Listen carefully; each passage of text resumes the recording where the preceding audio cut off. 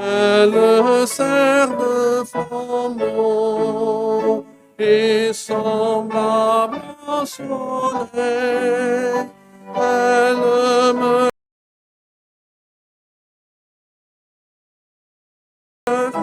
vivifie, éclaire tous mes pas jusqu'au seuil du tombeau. Elle est la vérité, la sagesse suprême. Par elle je connais mon éternel destin. Ce fidèle miroir me dévoile à moi-même, en me montrant mon cœur, toujours au mal enclin. Livre consolateur, inspiré par Dieu même, mes yeux se sont ouverts à ta vive clarté. Je comprends maintenant combien le Seigneur m'aime, et je sais qu'à quel prix Jésus m'a racheté. Heureux celui qui croit la divine parole, heureux celui qu'enseigne et que guide l'esprit, heureux qui loin du monde, incrédule et frivole, assis humblement au pied de Jésus-Christ. Prions, oui. Ô notre Dieu, nous voulons maintenant nous asseoir à tes pieds, aux pieds de Christ, aux pieds de ton esprit et aux pieds de ta parole. Et éclaire-nous dans nos cœurs pour que nous puissions voir la clarté de ta parole. Révèle nos cœurs à nous-mêmes, mais surtout révèle Christ à nos yeux. Et c'est en son nom que nous prions. Amen. Vous pouvez vous asseoir, tous les enfants sont invités à rejoindre la classe pour une révision qui est préparée pour eux. Et je vous invite à trouver le deuxième livre de la Bible, Exode et chapitre 2.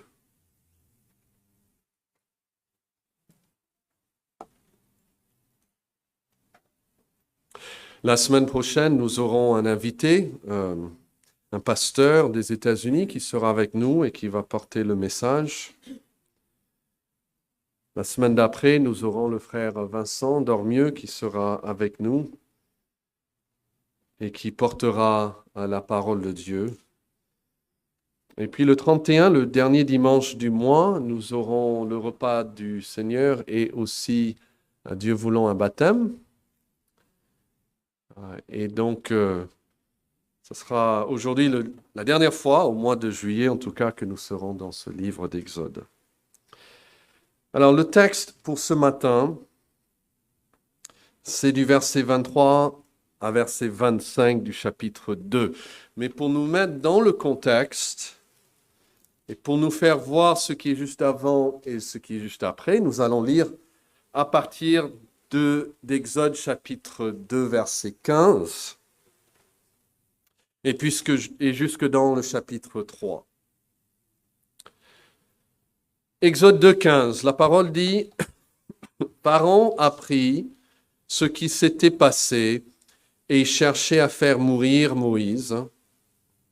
Mais Moïse s'enfuit de devant Pharaon et il se retira dans le pays de Madian où il s'arrêta près d'un puits. » Donc l'histoire nous amène près de Moïse et lui il est loin d'Égypte, il est maintenant à Madian.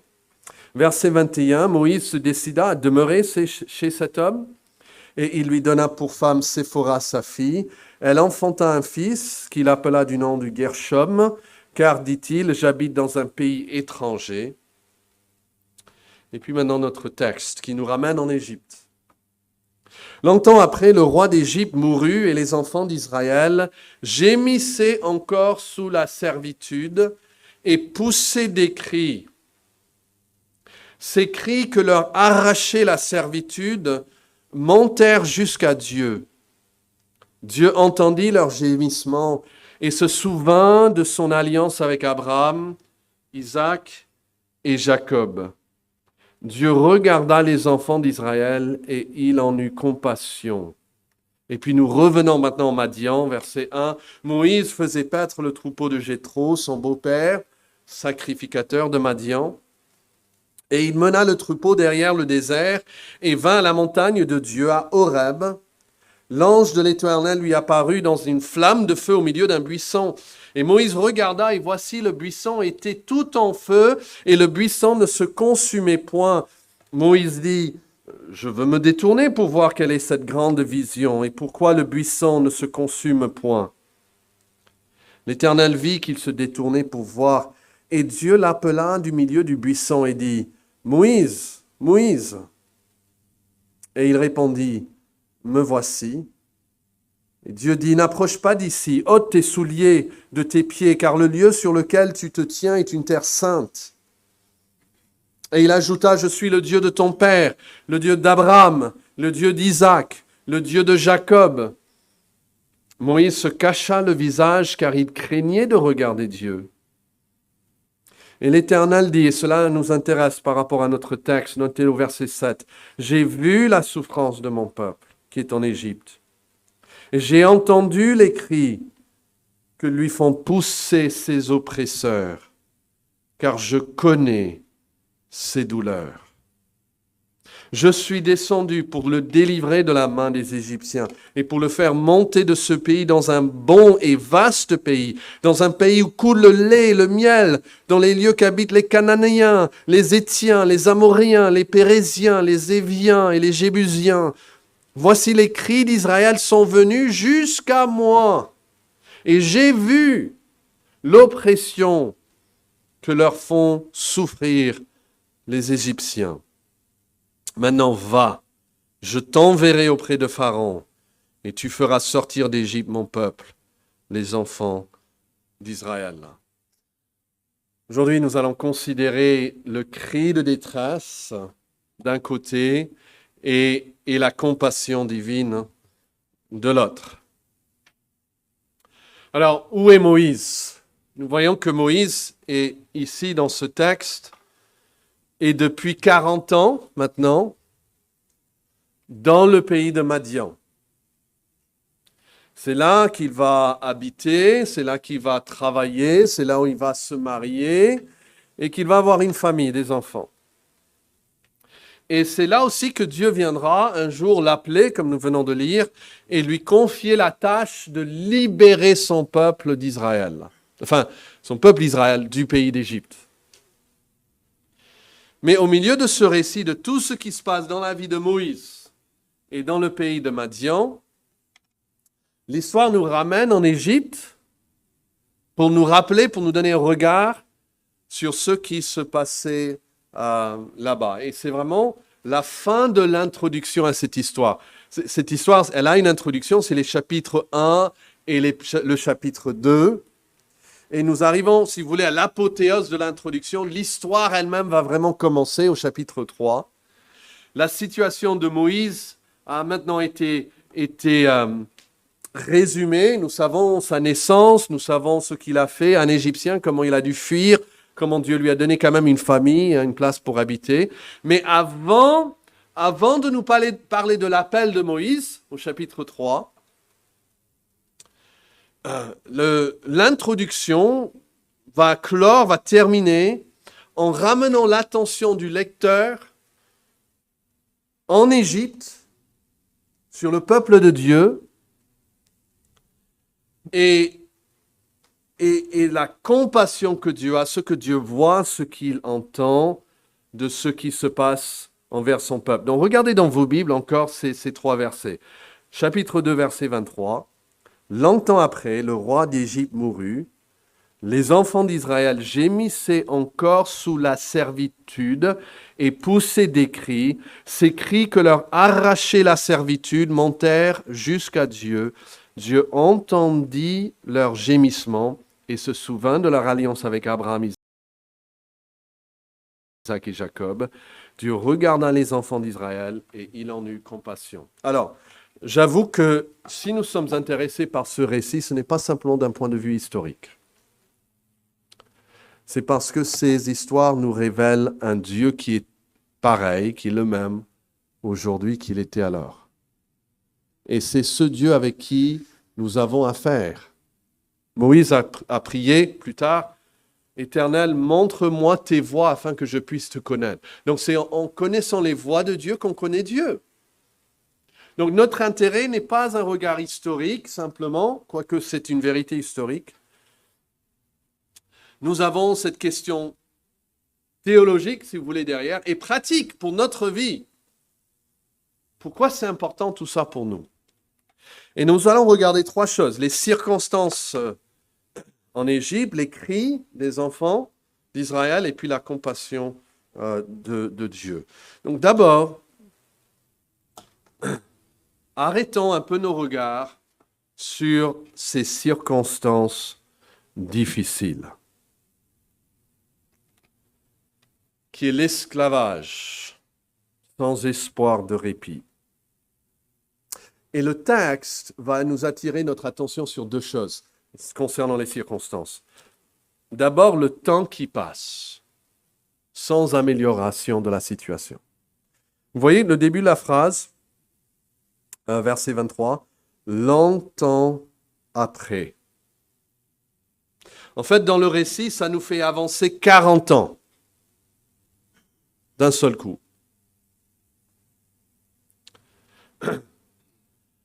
Et Acte 7 nous dit que Moïse avait 40 ans quand il a quitté l'Égypte. Plus tard, Exode nous dira que Moïse avait 80 ans quand il s'est présenté devant Pharaon. Et cela signifie que nous sommes maintenant 80 ans après la naissance de Moïse. L'histoire de quand il était bébé, ça 80 ans passés maintenant. Depuis le décret de ce roi d'Égypte d'exterminer tous les enfants mâles d'Israël.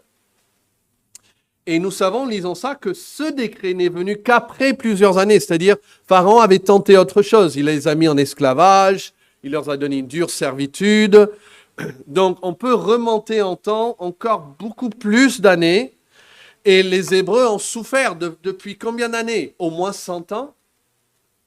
Peut-être plus? Nous savons, ils sont en Égypte depuis 400 ans et probablement donc sont esclaves depuis plus de 100 ans maintenant. Et si rien n'indique que le décret visant à jeter tous les enfants, tous les garçons dans le Nil est toujours en vigueur, ce décret a probablement été abandonné parce que ça n'a pas marché, leur condition de vie n'est pas mieux. Ils souffrent encore. Et nous savons tous que nous sommes des enfants, des hommes, des femmes de temps. Nous ne pouvons rien ressentir en dehors du temps. Et donc le temps change beaucoup notre expérience. Prenez comme exemple un enfant. Vous commencez à chatouiller un enfant et il va probablement rigoler.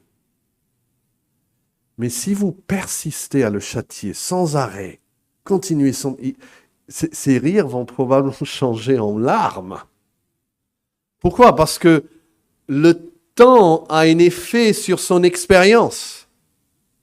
Quelque chose qui était expérimenté pendant 1 seconde, 30 secondes, c'est une chose. Mais la même chose pendant 30 minutes ou 30 heures, ça devient tout autre chose. Et nous avons tous été malades, peut-être même alités pendant une journée.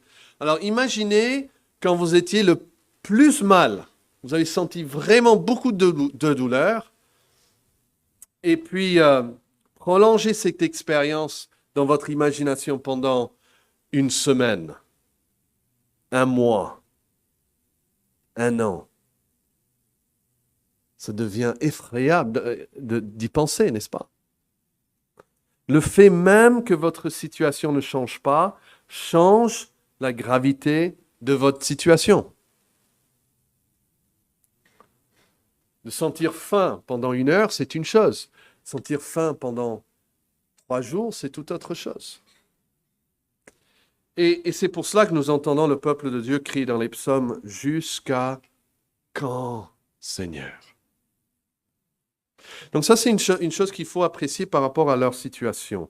C'est le temps qui passe et les choses ne s'améliorent pas. Et puis l'autre chose qui est soulignée, c'est qu'il y a un changement de régime, mais sans amélioration de la situation. Regardez verset 23. Longtemps après, le roi d'Égypte mourut. Alors ça, c'est une bonne chose du point de vue de Moïse. Le roi qui l'a condamné à la mort, il n'existe plus, il n'est plus là. Moïse pourra maintenant rentrer en Égypte sans craindre immédiatement pour sa vie, pourra revenir comme un prophète plutôt qu'un criminel échappé. Mais qu'en est-il des autres Hébreux? Calvin, il a l'observation il dit « Nous savons que l'espoir d'une issue plus heureuse apaise nos malheurs, et l'espoir qu'une autre sorte succéderait au tyran mort adoucit dans une certaine mesure la misère du peuple affligé. » D'accord? Donc, il se disait, voyez la mort de... Ah ben, il va mourir bientôt, il est vieux, il va mourir. Donc, peut-être son fils, il va être mieux. Peut-être les choses vont changer. Donc, peut-être un changement de régime en Égypte va permettre un changement à l'égard de la politique de l'Égypte envers les Hébreux. Mais que dit le texte? Verset 23. Longtemps après, le roi d'Égypte mourut et les enfants d'Israël gémissaient comment? Encore sous la servitude. Ça n'a rien changé. Et encore pire, ils se sont dit, on est reparti maintenant pour toute la durée de notre vie. Alors, avec l'élection présidentielle, on se dit, bon, on est reparti pour 5 ans. Mais quand c'est un nouveau roi, on est reparti pour toute la durée de sa vie. Et donc Calvin dit, nous savons que l'espoir d'une issue plus heureuse apaise nos malheurs. L'espoir qu'une autre sorte succédera au tyran mort adoucit dans une certaine mesure la misère du peuple affligé. Mais lorsque le changement de roi n'allégea en rien leur oppression, leur chagrin augmenta. Vous voyez, c'était, si vous voulez, leur dernière lueur d'espoir. Ils disaient, OK, avec le nouveau roi, les choses vont peut-être changer. Et le nouveau roi ne change rien. Ils se sont dit, là, il n'y a pas d'espoir.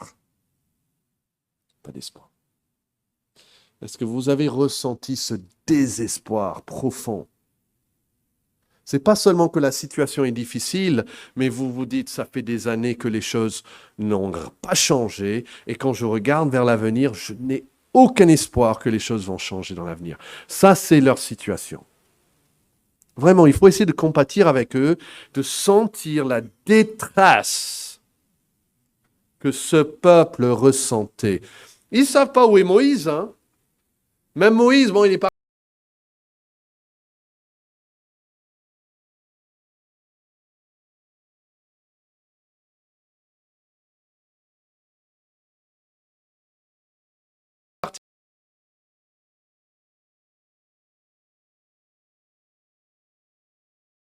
là depuis 40 ans.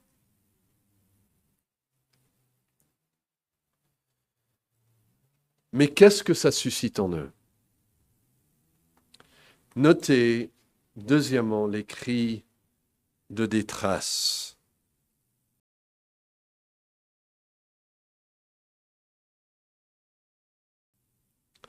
Suscités par leur souffrance. Et regardez encore le verset 23. Longtemps après, le roi d'Égypte mourut. Les enfants d'Israël gémissaient encore sous la servitude et poussaient des cris. Ces cris que leur arrachait la servitude montèrent jusqu'à Dieu. Notez cette phrase. Ces cris que leur arrachait la servitude. Il y a un changement ici dans leurs cris. Face à ce désespoir, ils ont une autre sorte de cri, si vous voulez.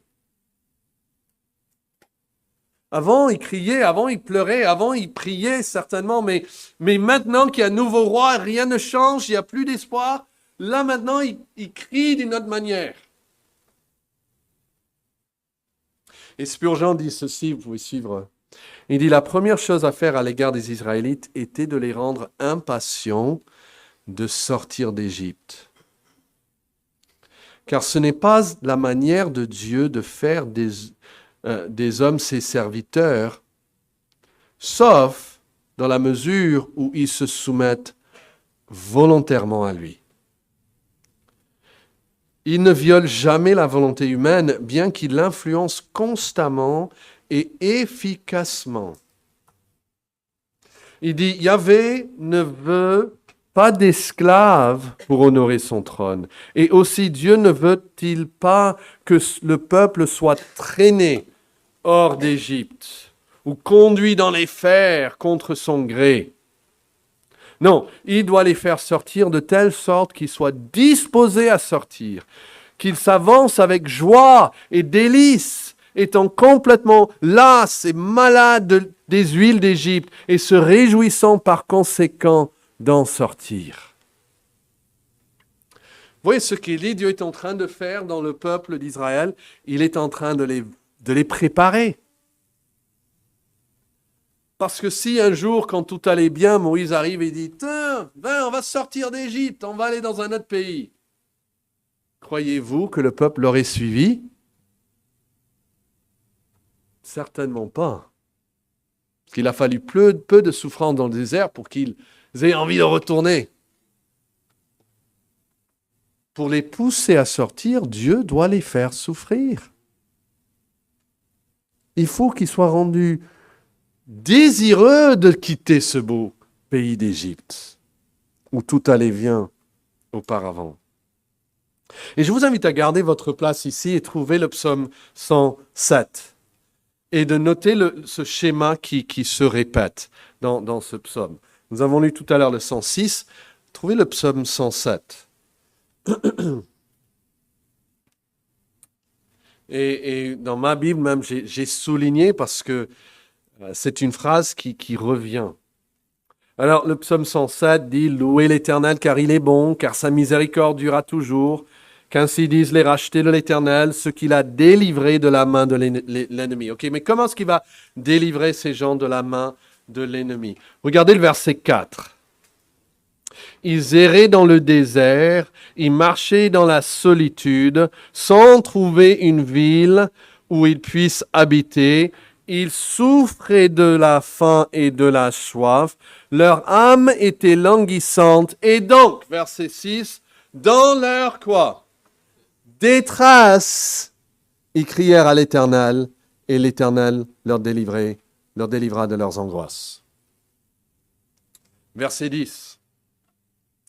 Ceux qui avaient pour demeure les ténèbres et l'ombre de la mort vivaient captifs dans la misère et dans les chaînes, parce qu'ils s'étaient révoltés contre les paroles de Dieu, parce qu'ils avaient méprisé le conseil du Très-Haut. Vous voyez, ils étaient dans les chaînes, ils souffraient à cause de leur désobéissance. Et verset 12, il humilia leur cœur par la souffrance. Ils succombèrent et personne ne les secourut. Et puis, le refrain qui revient, dans leur détresse, ils crièrent à l'Éternel et il les délivra de leurs angoisses. Regardez le verset 17, Psaume 107, 17. Les insensés, par leur conduite coupable et par leurs iniquités, s'étaient rendus malheureux. Vous voyez, c'est leur faute. Et ils souffrent maintenant. Leur âme était en horreur avait en horreur toute nourriture et ils touchaient aux portes de la mort. Ils sont là au seuil de la mort, ils sont presque morts. Et puis, finalement, dans leur quoi? Détresse, ils crièrent à l'Éternel et il leur délivra de leurs angoisses.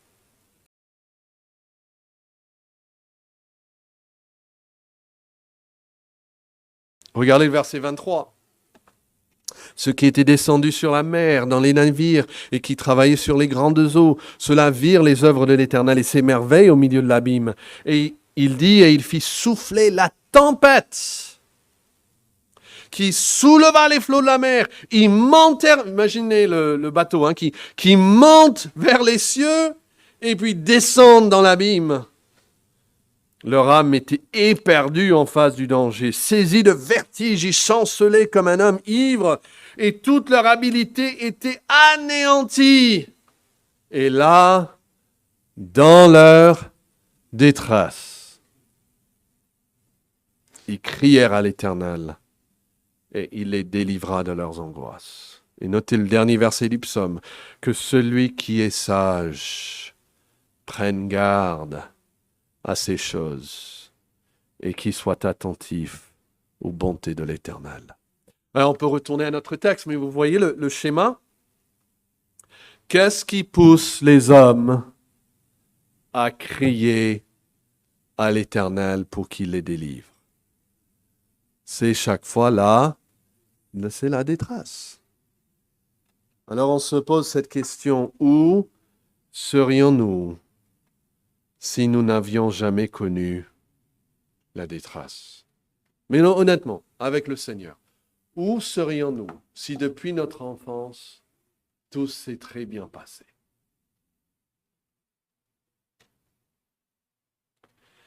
Moïse dira plus tard en Deutéronome 26 et verset 7, « Nous criâmes à l'Éternel, le Dieu de nos pères. L'Éternel entendit notre voix et il vit notre oppression, nos peines et nos misères. » Vous voyez, l'Exode était la réponse à la prière, en fait. Quand Dieu vient à Moïse, il dit, tu vas aller en Égypte pour délivrer mon peuple. Il a fait ça en réponse à la prière. Mais Dieu a poussé les enfants d'Israël à prier, on va dire grâce à leur détresse. Quand Dieu veut faire une grande chose, il pousse son peuple à prier. Et ce n'est pas une contradiction à la souveraineté de Dieu de dire que Dieu délivre son peuple en réponse à leur prière. Parce que vous vous rappelez peut-être que le timing était déjà planifié par Dieu. Dieu avait même dit à Abraham combien d'années le peuple allait rester en Égypte. Combien d'années? Tout était déjà prévu. Le timing était déjà en place. Mais pour agir, Dieu va pousser son peuple à prier, à crier. Et pour les pousser à crier volontairement vers lui, eh bien, il va les laisser souffrir. La souveraineté de Dieu inclut la prière comme moyen de son action. C'est toujours une bonne chose de se sentir poussé à prier. Personnellement, quand on sent que l'Esprit commence à nous pousser à prier, ou il y a une circonstance là où on voit, il faut qu'on tourne vers Dieu dans la prière, c'est toujours une bonne chose parce que cela veut dire que Dieu se prépare à œuvrer. Mais il attend nos prières. Vous n'avez pas parce que vous ne demandez pas. Il veut que son peuple prie et il est prêt à tout faire pour les amener jusqu'à leurs genoux dans la prière.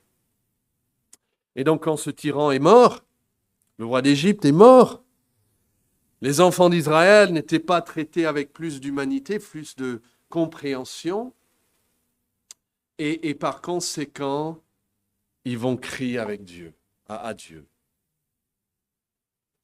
Calvin dit ceci, « Lorsque ces divers changements de circonstances ont laissé la condition des gens inchangée, ou même l'ont aggravé, l'extrême nécessité a attiré cette lamentation inhabituelle et le désespoir lui-même les a poussés à prier.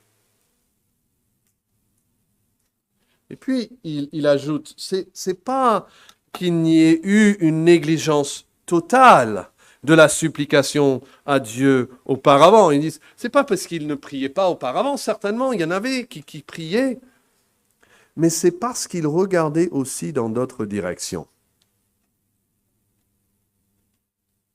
Ils priaient, oui Seigneur, mais aussi le roi qui va bientôt mourir. Et il y a aussi cette autre possibilité. Et j'ai aussi de la famille là-bas qui habite et ils vont peut-être m'aider. Et il y a aussi cette autre possibilité. Vous voyez, ils prient, mais la prière est une option parmi plusieurs.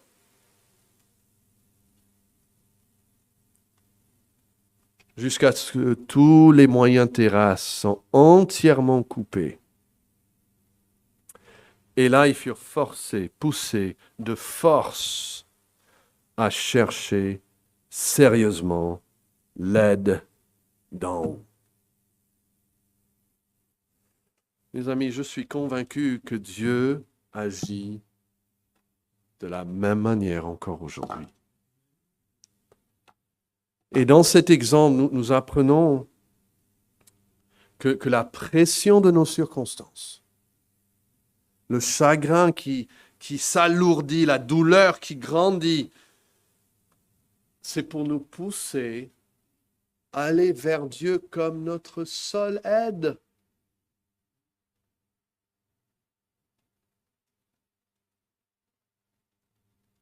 Jusqu'à quel point est-ce que Dieu doit nous faire souffrir avant que nous tournions les regards uniquement vers lui? Comme un serviteur envers son maître, comme une servante envers sa maîtresse, comme un enfant envers son père. Oh Dieu, nos yeux sont sur toi, que sur toi. Et Moïse déduit que ce n'est pas étonnant que l'aide de Dieu n'a pas été accordée plus tôt, parce que les enfants d'Israël étaient stupéfiés dans leur misère et n'étaient pas encore au point où ils pouvaient vraiment crier à Dieu pour son aide. Et c'est pour ça que nous arrivons à la fin du chapitre 2. Ça, c'est la fin de l'introduction. Dieu, tout est en place. Ils ne savent pas. Hein. Moïse est déjà là. Il a déjà eu son éducation en Égypte. Il a déjà eu ses 40 ans maintenant dans le désert. Tout est préparé. La dernière chose à mettre en place, c'est les cris du peuple. Et il doit les amener jusqu'à ce point. Et puis, il va répondre. Calvin dit, laissons donc cet exemple nous apprendre à fuir immédiatement vers Dieu afin qu'il se hâte d'accorder sa grâce. N'attendons pas toutes les difficultés pour nous tourner vers Dieu. Le psaume 6 que nous avons lu tout à l'heure nous apprend, comme nous avons vu aussi dans le psaume 107, le psaume 106 et le psaume 107, que pour beaucoup les prières vers Dieu ne sont pas suscitées par une foi sincère en Dieu, mais par la détresse, et par le malheur, et par les difficultés. Il y avait une blague, mon père disait ça pour rigoler, mais parce qu'en fait, mon père pensait souvent à la prière. Il perdait ses clés, une chose... il n'y avait pas de place de parking. Quand on allait à l'église à Toulouse Centre, il y avait rarement de parking. On priait, Seigneur, donne-nous une place de parking. On priait pour beaucoup de choses comme ça. Mais parfois, il disait... quelqu'un disait, bon, il faut qu'on prie par rapport à ça. Et mon père disait, oh, c'est si grave que ça. Parce que souvent, c'est notre pensée. Hein. On ne pense pas à prier jusqu'à ce que ça soit vraiment, vraiment grave. Et je reviens à Spurgeon. Il dit, je veux utiliser ce sujet pour montrer à tous ceux qui, ici, ont des problèmes d'âme, et ne comprennent pas pourquoi ils ont tant de peine et de détresse. Est-ce que c'est votre cas? Vous avez des détresses, des douleurs dans l'âme. Il dit, je veux vous dire que Dieu cherche à rendre ces personnes, à vous rendre, en fait, malades du monde, malades du péché. Et que par conséquent, il les met dans une condition d'esclavage spirituel afin qu'ils soient disposés à sortir d'Égypte. Oui, afin qu'ils puissent d'ici peu et avec la plus grande joie et l'allégresse quitter le pays de leur captivité. C'est comme le fils prodigue. Vous connaissez l'histoire du fils prodigue?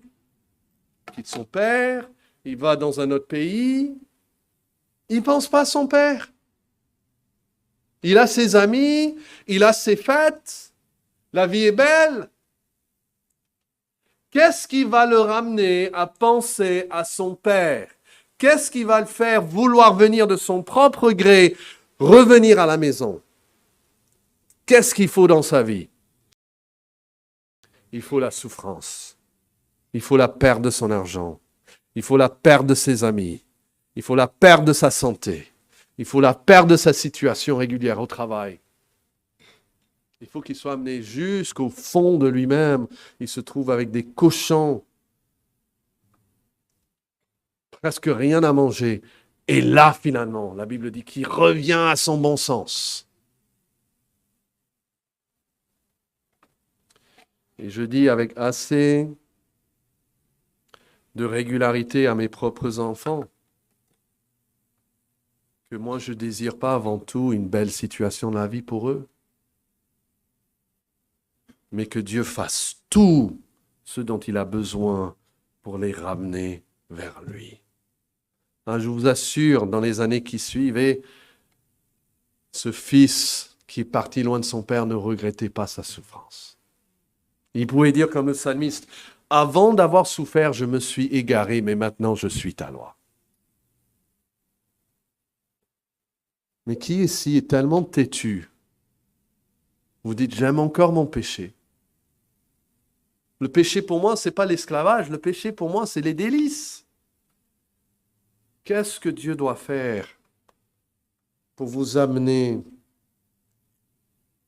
à déplorer votre esclavage et à sincèrement chercher la liberté? Mais moi, je prie que Dieu le fasse avant que ce soit trop tard. Nous voyons cette situation difficile, ces cris de détresse, mais nous voyons la réponse de Dieu, qui est la compassion divine. Et cette compassion est soutenue par une alliance. Notez cela dans le verset 23. Longtemps après, le roi d'Égypte mourut, les enfants d'Israël gémissaient encore sous la servitude. Donc ça, c'est leur circonstance difficile. Ils poussaient des cris que leur arrachait la servitude. Ça, c'est donc leur cri de détresse. Et ces cris montèrent jusqu'à Dieu. Et puis, nous avons 4 choses par rapport à Dieu ici.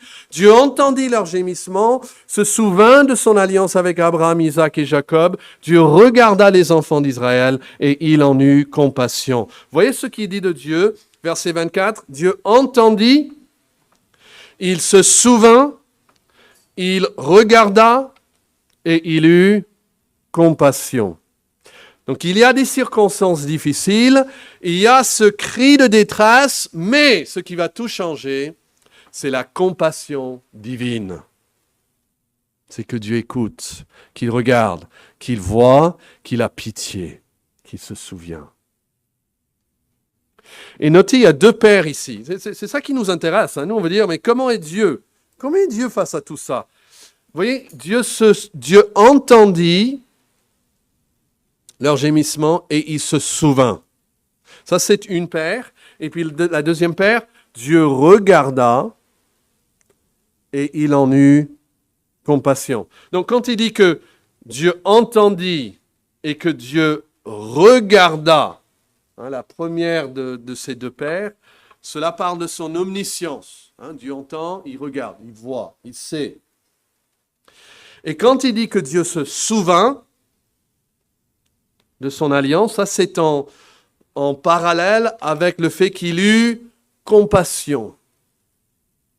Et ça parle de son action. D'accord? Donc, il y a ces 2 choses que nous voyons. D'abord, Dieu regarde et il écoute. Et implicitement, la question, la plus grande question ici, n'est pas de savoir si ou comment les gens souffrent. La question qui se pose, c'est est-ce que cette souffrance se passe inaperçue? C'est-à-dire, est-ce que Dieu entend réellement? Est-ce qu'il voit vraiment quand je souffre? On souffre tous, on le sait, mais est-ce que Dieu voit? Est-ce que Dieu entend? Êtes-vous convaincu de la réponse? Êtes-vous convaincu que Dieu entend et qu'il voit? Vraiment. Regardez chapitre 3, verset 7. L'Éternel dit quoi? J'ai vu la souffrance de mon peuple qui est en Égypte et j'ai entendu les cris que lui font pousser ses oppresseurs, car je connais ses douleurs. Le psalmiste dit dans le psaume 34, « J'ai cherché l'Éternel et il m'a répondu. Il m'a délivré de toutes mes frayeurs. Quand on tourne vers lui, les regards, on est rayonnant de joie et le visage ne se couvre pas de honte. Quand un malheureux crie, l'Éternel, il entend et il le sauve de toutes ses détresses. Il dit plus tard dans le même psaume, les yeux de l'Éternel sont sur les justes. Ses yeux et ses oreilles sont attentives à leurs cris. L'Éternel tourne sa face contre le méchant pour retrancher de la terre leurs souvenirs. Mais quand les justes crient, l'Éternel entend et il les délivre de toute leur détresse. L'Éternel est près. Donc il n'entend pas de loin, il entend de près. Il ne voit pas de loin, il regarde de près ceux qui ont le cœur brisé et il sauve ceux qui ont l'esprit dans l'abattement. Et comme ce psaume vient de dire, l'Éternel fait plus qu'entendre, il agit. C'est ça la beauté. Il agit. Dieu se souvient de son alliance pour avoir compassion. Ok, donc revenons à ces deux pères que nous avons vus en Exode. Là, il dit quand Dieu entend, ou Dieu entendit, et Dieu regarda. D'accord, ça parle de son omniscience, il a vu, il était conscient. Mais après, il dit Dieu se souvint et Dieu en eut compassion. Cela parle de son action. Alors, qu'est-ce que ça veut dire quand Dieu se souvient? Pour nous, quand on se souvient de quelque chose, ça veut dire que c'est la fin de l'oubli. On avait oublié quelque chose et ah oui. Mais vous savez, je crois qu'il ne faut pas penser à Dieu comme ça. Hein? Il se dit, ah oui, j'ai fait une alliance à Abraham il y a 400 ans. J'ai complètement loupé. Il faut que je fasse quelque chose. C'est pas de tout ça que Dieu n'est pas comme ça. On peut comprendre ce que ça veut dire de souvenir en pensant au contraire. Le psalmiste, par exemple, parle du fait que Dieu l'oublie. Okay? Mais il lui parle. Donc, c'est impossible que Dieu l'oublie s'il peut lui parler en même temps. Quand le psalmiste dit « Dieu, tu m'as oublié », ça veut dire qu'il n'est pas là pour aider, il n'est pas là pour agir. Et donc, par conséquent, quand nous disons qu'il se souvient, nous marquons le fait qu'on réalise qu'il agit en notre faveur. Nous voyons dans ça dans le psaume 25 qu'on a lu tout à l'heure. L'Éternel, il dit « Souviens-toi de ta miséricorde et de ta bonté, car elles sont éternelles. » Souviens-toi. Et après, il dit ceci, « Ne te souviens pas des fautes de ma jeunesse. » Alors, il ne veut pas dire par cela « oublie » comme si tu ne viennes pas à la tête, parce que sinon, il ne le dirait pas. Hein. Je ne vais pas dire tous les jours « Ne te souviens pas que je te dois 100 euros, Yvonne. » Puis demain, « Ne te souviens pas que je te dois 100 euros. » Ça serait contre-productif, n'est-ce pas?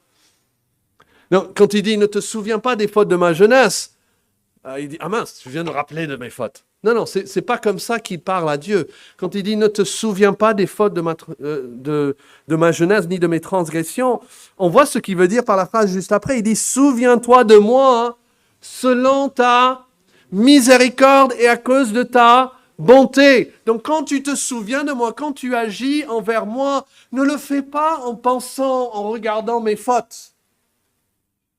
Souviens-toi de moi en pensant à ta miséricorde et à ta bonté, pas à ma justice, à mes péchés. Et notez donc cette très belle prière. Souviens-toi de moi selon ta miséricorde, à cause de ta bonté, ô Éternel. C'est exactement ce que Dieu fait dans notre texte. Verset 24, Dieu entendit leur gémissement et il se souvient de son alliance avec Abraham, Isaac et Jacob. On peut le dire presque comme cela. Il va se souvenir d'eux selon son alliance. Il va penser à eux dans le cadre d'une alliance. Et ce mot Zakar, d'où vient Zacharie, veut dire se souvenir. Ça parle souvent de l'application de l'alliance plutôt que simplement le souvenir. Moi, je peux me souvenir de quelque chose sans acter là-dessus. Mais Dieu se souvenir de son alliance, c'est acter dessus, c'est de l'appliquer. Donc, ça revient à dire que Dieu a décidé d'honorer les termes de son alliance à ce moment-là. Et il se souvient de son alliance, il dit avec Abraham, Isaac et Jacob. Ça démontre que c'est une alliance qui perdure dans le temps, pas seulement envers Abraham, mais envers son fils et envers son petit-fils. Et Dieu va agir maintenant avec eux dans le cadre d'une alliance. Vous savez que Dieu agit toujours envers l'homme dans le cadre d'une alliance. Dieu n'est pas un Dieu capricieux. Il joue comme ça un jour, il est là comme ça un autre jour. Il agit envers nous dans le cadre d'une certaine relation.